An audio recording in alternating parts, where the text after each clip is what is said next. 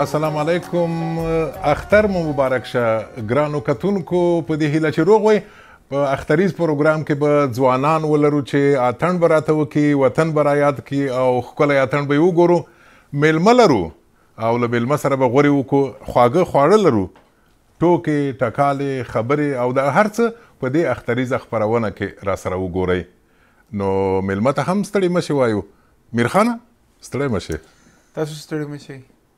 ستاسو د اختر مبارک سي او د لیدونکو د اختر مبارک سي. ښه نو ستا پلار خدای بخلي ته به ما له مقوري صاحب نه ویلې، نو ته خو هم د عبدالله مقوري زوی یې، خو ته خو نو ډېر کشر یې. تا ته له صاحب نه وایم که له میرخان نه درته ووایم؟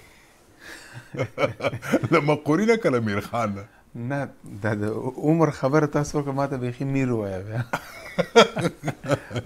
نو دا راته ووایه چې اختر کې خو نو طبیعي ده چې د سوغات او د جی بي او د پیسو مسله خو حتما درته معلومه ده که نه؟ زما سره نغدې پیسې نشته، بیا وروسته فکر کوم چې شی تحفه درکم، سوغات درکم، خو له تا سوغات غواړم. او سوغات پوهېږې شی دی؟ یوه داسې سندره چې هیچا نه یې اورېدلې او هیچا نه وي کتلې، دغسې سندره به راته سوغات کې. زه هم خوشحاله یم چې په داسې ورځ باندې له تاسو سره یم. د اختر د خوشحالۍ ورځ خلک خپل کورنیو سره لمانځي او زه ډېر خوشحاله یم چې د خپل لوی کورنۍ سره، د تاسو سره، د مینوالو سره یم. او ستاسو د خبرو په څیر ما داسې یو کاغذ پیچ سندره درته راوړې ده، هغه به اورېدونکي به تاسو وګورئ او زما د خوا نه به دا ستاسو اختر وي. نو بس مخکې له دې چې نورو خبرو ته دوام ورکړو، راځه چې دا سندره واورو، بیا به په سندره هم خبرې وکړو او ما ورته به خپلې خبرې هم وکړو په دواړو سترګو.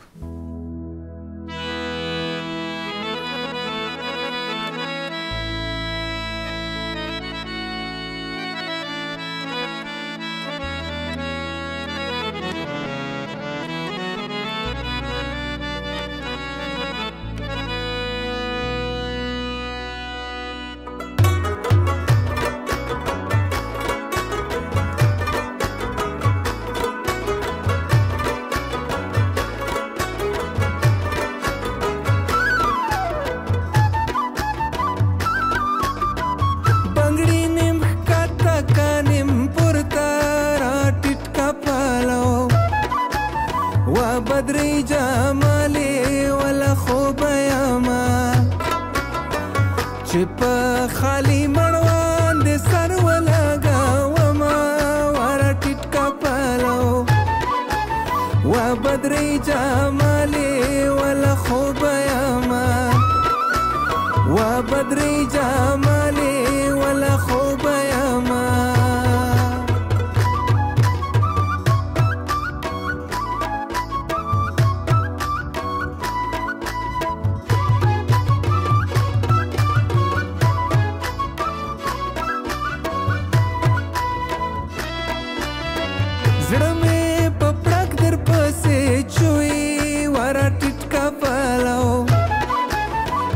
بدري جمالي ولا خوب ياما دسور سالو مرمان وروك تقدمنا ورا تتكا بالو وبدري جمالي ولا خوب ياما بنگڑی نم خکتا کانم پورتا را تتكا بالو وبدري جمالي ولا خوب ياما چپ خالی مروان دے سر ولگا وما ورا ٹٹکا پالو وبدري جمالي ولا خوب ياما وبدري جمالي ولا خوب ياما بدري جمالې له خوبه یمه. که څه هم اوس خو مسافرۍ کې له موږ سره یو کور درنه پاتې دی، خو دا دې خپل کور دی او هغه به نه کوي، شرم به نه کوي. دا ګوره دا کلچې ملچې خو او تا ته هم نږدې شته، دا به هم در واخلې او چای خو انشاءالله چې یخ نه دی که نه، چای هم در اخله. نو دا د سندرې خبره دې راته وکړه، رانه پاتې شوله. دا سندره څنګه دا فکر درغی؟ دا فولکلوریکه سندره د فکر کوم، مخکې هم ما اورېدلې وه خو تا یو څه بدله کړې ده. څنګه دا فکر درغی چې دا سندره باید وشي؟ ما خو یوه لړۍ شروع کړې ده چې د ارواښاد مشر مقوري صاحب بعضې سندرې چې زما رسیدګي ورته سته یا زه یې کولی سم څه ووایم هغه له سره جوړې کړم. هغه هم د ده په خاطر څه دی څه ژوندی و موږ دغسې یو پلان درلودو چې دا کار به په ګډه کوو. نو اوس هغه نسته خو هغه کار ته دوام ورکوم، خپل هغه خوب پوره کوم. او بل دغه د په خاطر مې دا سندره وویلې چې د ده یاد زه همیشه وساتم. ما ته په د سندرې جوړوم په هغه پیل کې چې زه د ده عکس ور اچوم هغه ما ته د ټولې سندرې نه مهم ده. او دا ډېر سړی احساساتي کوي هم که رښتیا درته ما باندې خپل هم تاثیر کوي. پلار ستا دی خو تاثیر یې په ما کوي چې دا ته ورته ولیکې چې آی میس یو آغا جان، معنا دا چې پلاره ځای دې خالي دی، پلاره درپسې خفه یم. او آغا جان دې ورته ویل پلار ته؟ موږ آغا جان ورته ویل. او د اختر لپاره دې هم سندرې ویلې دي که نه؟ ځکه اوس خو په اختر کې وو. نه تر اوسه مې نشر کړي نه دي، خو یو دوه سندرې په پلان کې شته. هغه هم داسې د خوږو وختونو دپاره د اختر او نورو خوشحالیو دپاره سندرې شته. نو بل اختر کې معنا ده چې موږ ته به یوه بله نوې که ژوندي وو بل اختر کې به طوفانونه کوو که نه؟ بل اختر ته یوه سندره څومره وخت نیسي ستا لپاره چې جوړوې؟ زه خو خپل په شخصي کارونو ډېر بوخت یم، نو زما دپاره ډېر وخت نیسي. یا وارې په 3-4 سفر کې زه لاړ سم غږیز سندره ثبت کړم، بیا په 1-2 سفر کې زه لاړ سم دغه ویډیو پسې جوړه کړم. نو یعنې باور وکړئ د سندرې هم شته چې ما نه 2 کاله نیولي دي، 1.5 کال 1 کال. مختلف سندرې بعضې سندرې چې به بیخي زرې جوړ کړم ځکه چې هغو نه وخت را سره یي، دونه ضرورت ورته ډېر نه لري. مثلا څو میاشتې مخکې د جنوري په 12مه د مشر استاد پسرلي تلین ده هر کال مازدیګری هغه سندره ما واورېدله. مازدیګر سندره ما آډیو خو بیا هم وخت ونیو، خو ویډیو هم په یوه ورځ کې ثبت کړه، په یوه شپه کې. البته د شپې هم ثبت کړه، سهار مو نشر کړه. هغه هم لږ غمجنه غوندې ده که نه چې راغلم دې جهان ته، دا جهان د اوسېدو نه و. راغلم جهان ځای د اوسېدو نه و، کډه په زیړي مازدیګر بېرته وړم. باور وکړئ زه ډېر وخت بعد په یو شعر باندې مین سوی یم، او دا هغه شعر زه پرې مین یم. د مشر پسرلي شعر و، ډېر ښایسته شعر، ډېر بې انتها ښایسته شعر. نو بلبله وایه سلامونه په جګ غرو د وطن چې مین زړونه پرې مستیږي. دلته تا بیا بل رقم ویلی ده، خو راځه اول به دا سندره واورو بیا به په دې مرګ سره وغږېږو. صحیح تر ما یې ته ښه وایې خو ویې وایه او ما ته ډېر خوند راکوي دا سندره.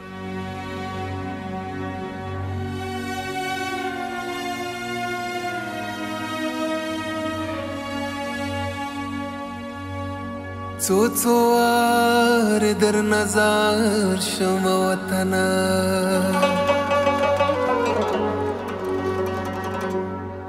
سرپدار دی څوکیدار یم وطنه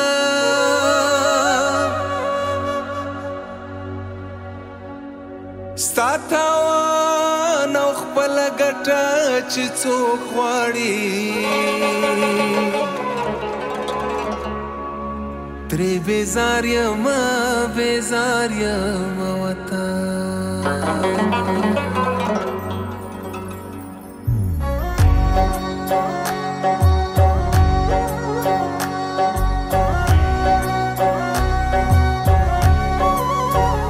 بلبل وایه سلامونه په جګو غرو د وطن سمین زړونه تازه کیږي په ګودرو د وطن بلبل وایه سلامونه په جګو غرو د وطن سمین زړونه تازه کیږي په ګودرو د وطن بلبل وایه سلامونه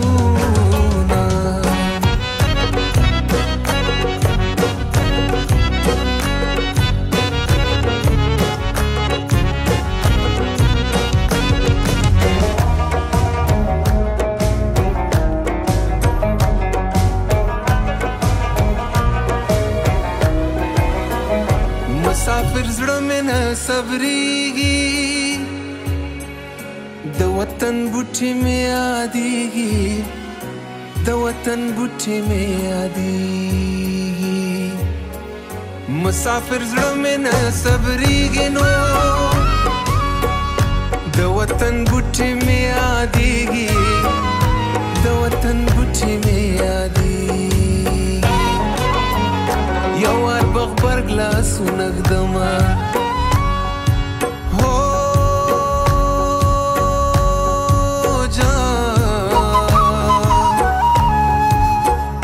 یو وار بغبرګ لاسونه ږدمه په زیارتو د وطن بلبل وایه سلامونه په جګو غرو د وطن څه مین زړونه تازه کېږي په ګودرو د وطن بلبل وایه سلامونه.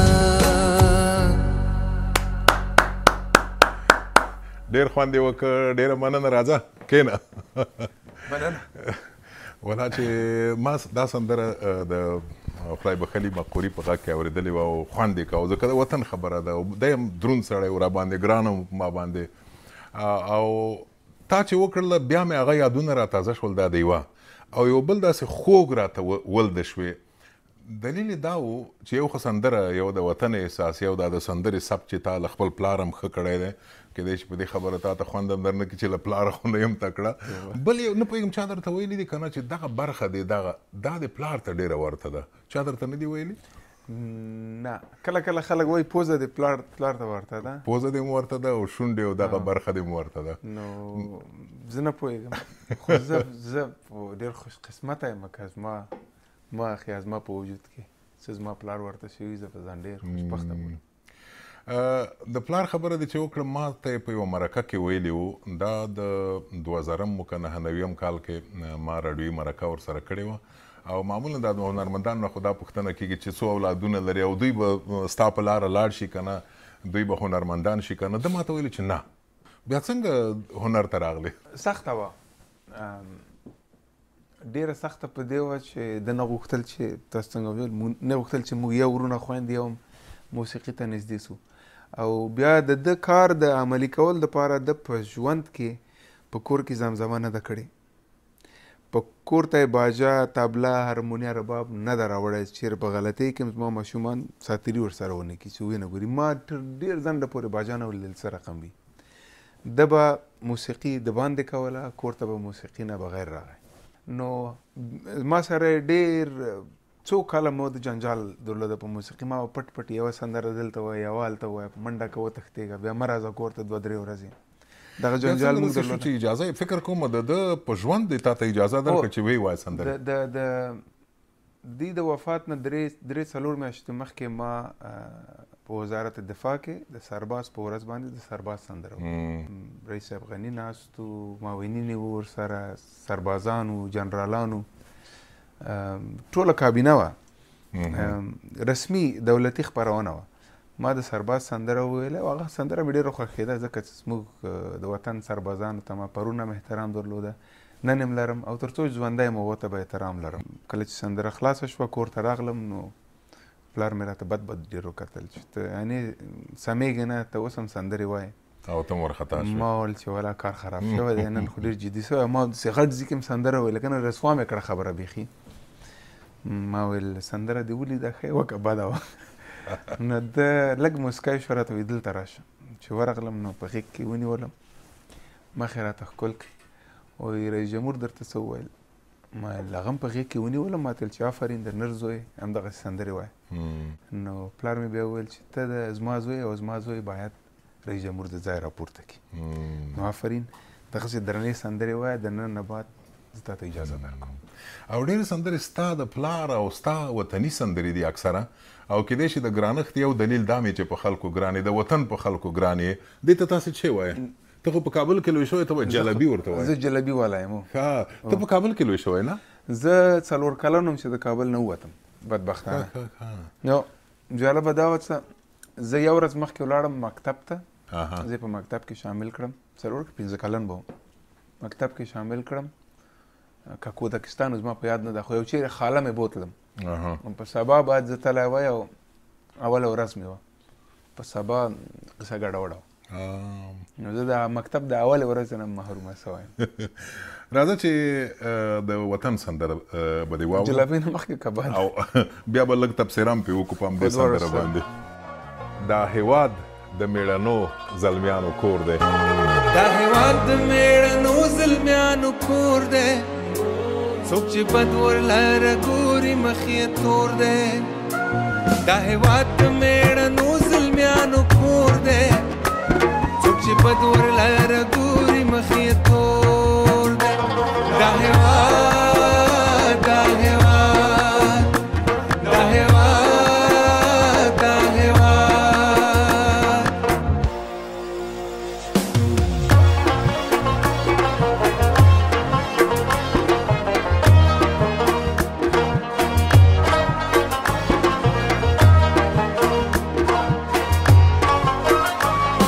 زنګو کې درس راکړی ازادي ده راته ویلي دي یا مرګ یا خپلواکي ده مور زنګو کې درس راکړی ازادي ده راته ویلي دي یا مرګ یا خپلواکي ده زما تر اوسه په مغزو کې هغه شور دی څوک چې بد ورلره ګوري مخ یې تور دی دا هېواد د مېړنو زلمیانو کور دی څوک چې بد ورلره ګوري مخ یې تور دی دا هېواد دا هېواد دا هېواد دا هېواد دا هېواد دا هېواد دا هېواد دا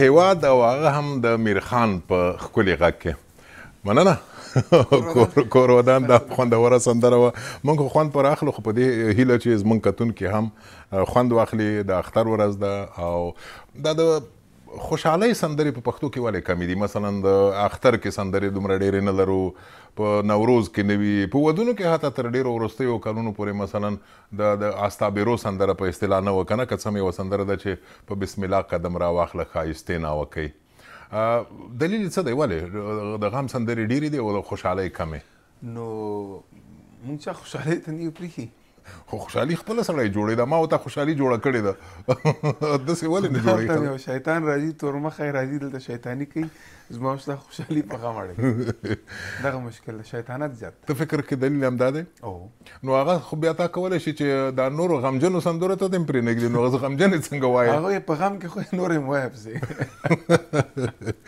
په نورو ژبو دې هم سندرې ویلې دي لکه مثلا په فارسي اردو انګلیسي عربي چینایي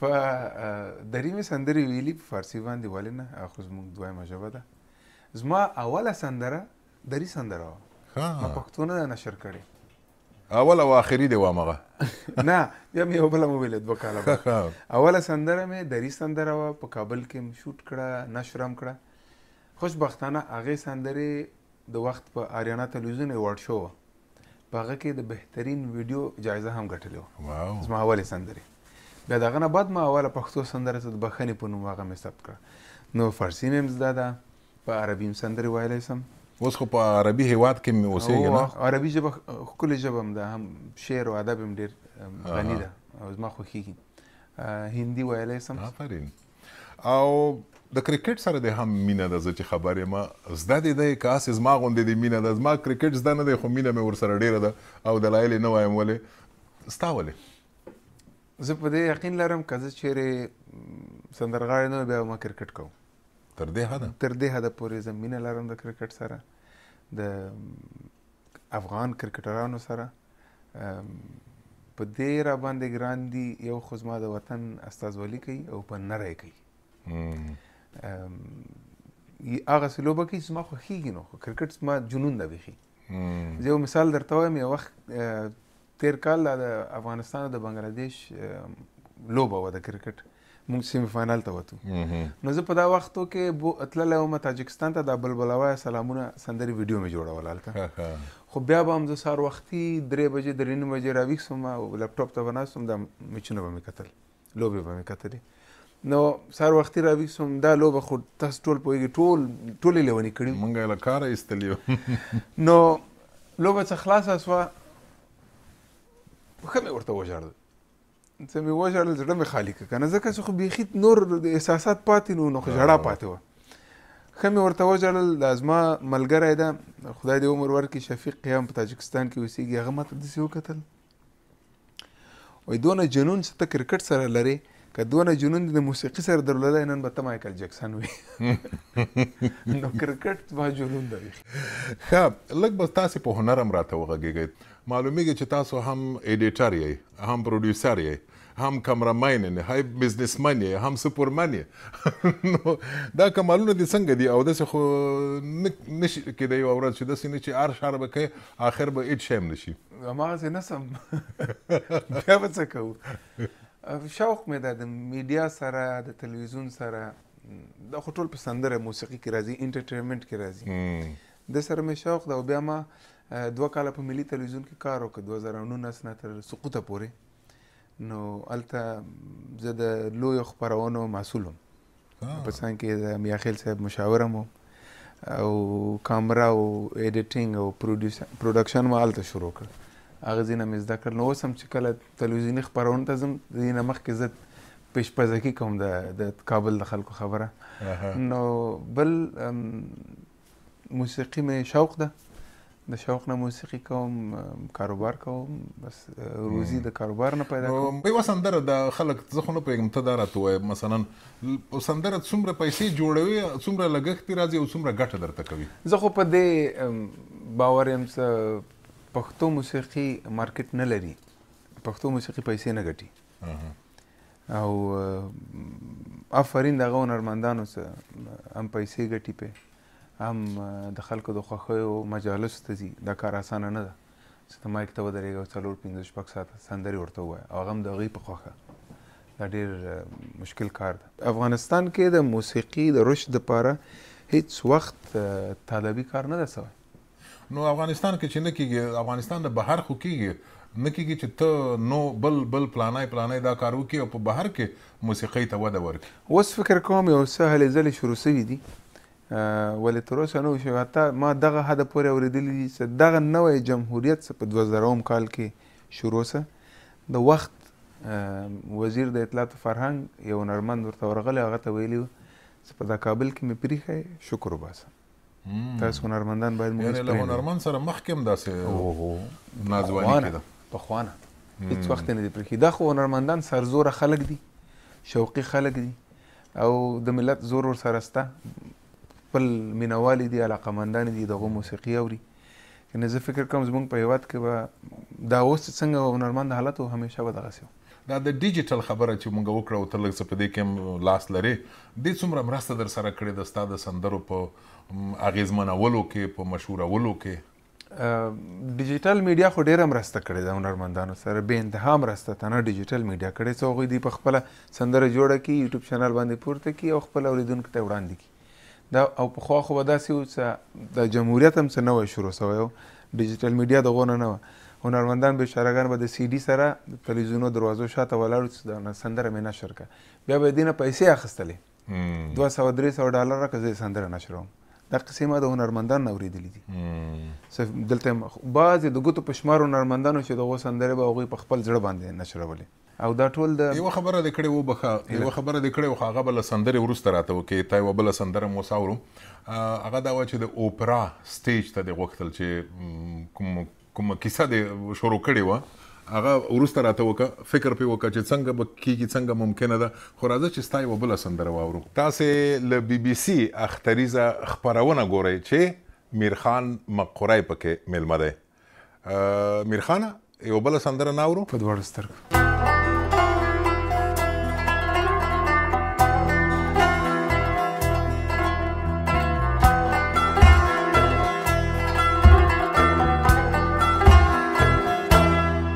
ستا د سترګو بلا واخلما جانانا زمان ود زړه قرار راسه مهربان زما ستا د سترګو بلا واخلما جانانا زما ود زړه قرار راسه مهربان زما ود زړه قرار راسه مهربان زما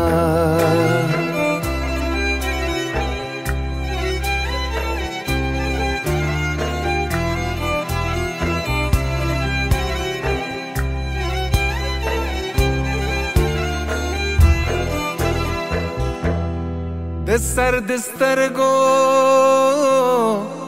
مې پناه یې د سر د سترګو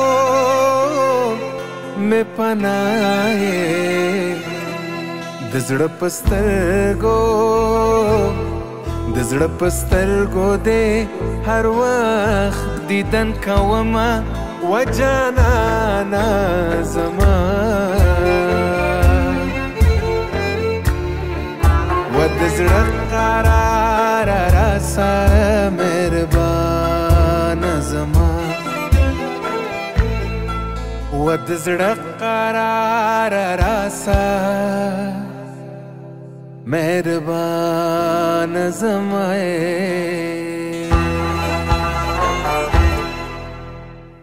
ډېر ښه او د زړه قرار راسه میرخانه زما او راته ووایه چې دا سندره دې څنګه فکر پرې وکړ نو د دې انګیزه څه وه په اصطلاح چې دا سندره دې وویله زما د خوښې د یو سندرو څخه همدغه ده او مخکې خبره چې رانه هېره نه شي د اوپرا کوم پلان دې درلوده هغه څنګه شو کوم ځای پورې ورسېده هغه تیرو 2 کالو څخه زه او زما یو څه ملګري لګیا یو یو پښتو قسم راخستی دغه نه اوپرا شو جوړه کړې ده او په دې کې به افغاني موسیقي هم وي اوپرا خو دغسې د تیاتر ده خو د سندرې په شکل کې ده نو دا سندرې به پښتو خلک وایي د سټیج په سر هو خپل پیغام په پښتو کې وایي نو کرکټر دی پکې مختلف کرکټر دی انګریز هم پکې شته پښتون هم پکې شته همسایه هم پکې شته 3-4 کرکټر دی په سټیج باندې د نیم ساعت خپرونه ده اوپرا وخت نیسي همیشه او لا موږ په کار کوو د سهار وخت بشپړه سو بیا به د خیر درسو د لندن تیاتر ته بیا به له خیره بیا به راځې او په اوپرا به راته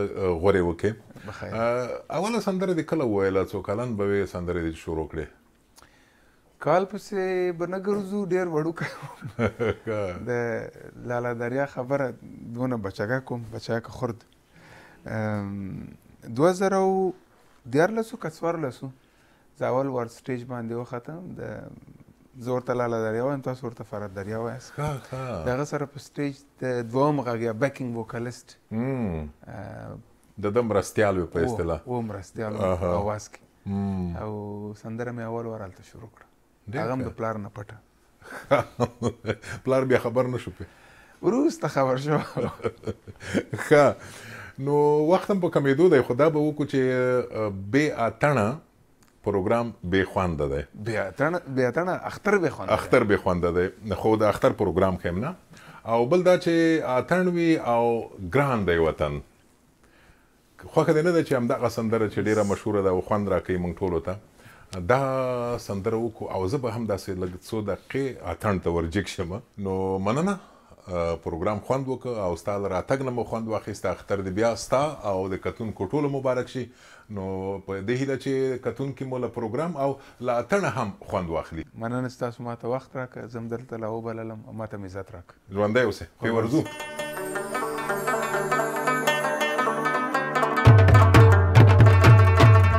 زموږ هېواد پر موږ ګرانه وی افغانستان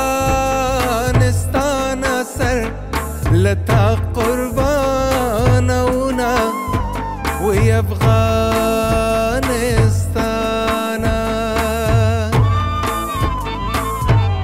زموږ هېواد پر موږ ګرانه وی افغانستان لتا قربانونا وی افغانستانا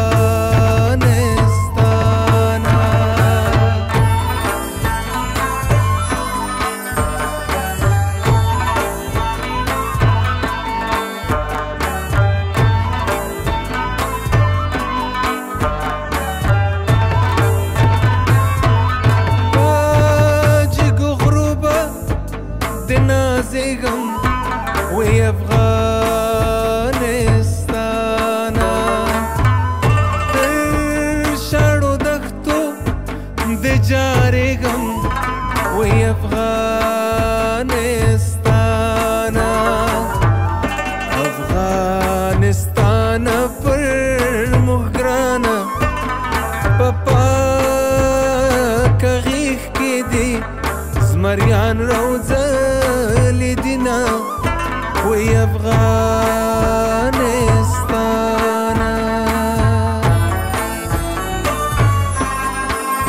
ولا ګران دی وطن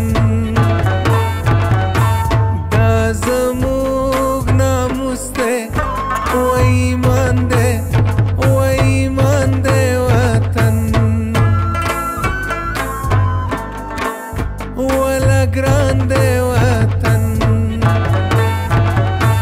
دا زموږ ناموس دی و ایمان دی وطن ولا ګران دی وطن دا زموږ ناموس دی و ایمان دی وطن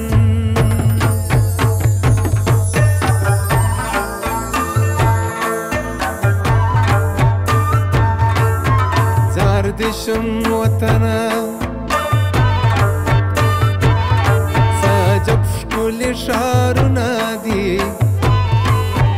یو دش ځوانان دي بل د شکلی زیارتونه دي زار دشم وطنا سچی زکندار تا ارغنداو کې بڅو شپې وکړو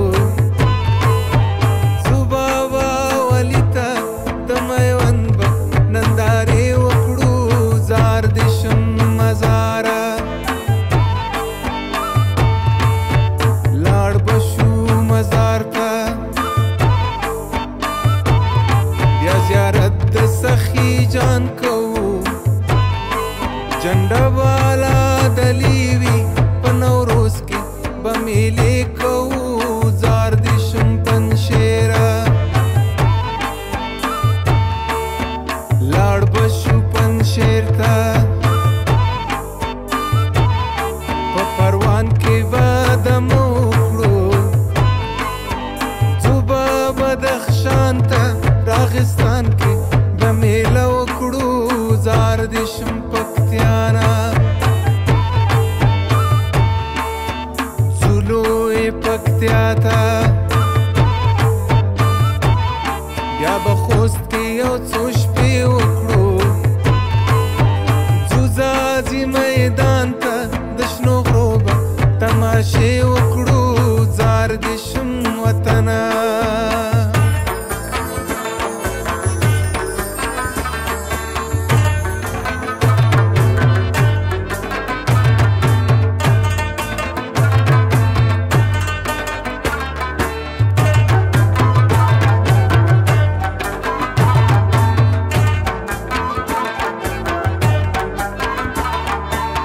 چیزو گردستا بزرمت کې بڅو شپې وکړو څو بند سر دې تمټا خان به تماشې وکړو زار شم ننګرهارا صوبه ننګرهار تا په چپلیار کې بڅو شپې وکړو خوږ جلال آباد د کامې به نندارې وکړو زار دې شم کابله عاشقانو عارفان لرې کور د ننګیالو یې پکې ښه ښکلي ځوانان لرې زار دې شم وطنه شم وطنا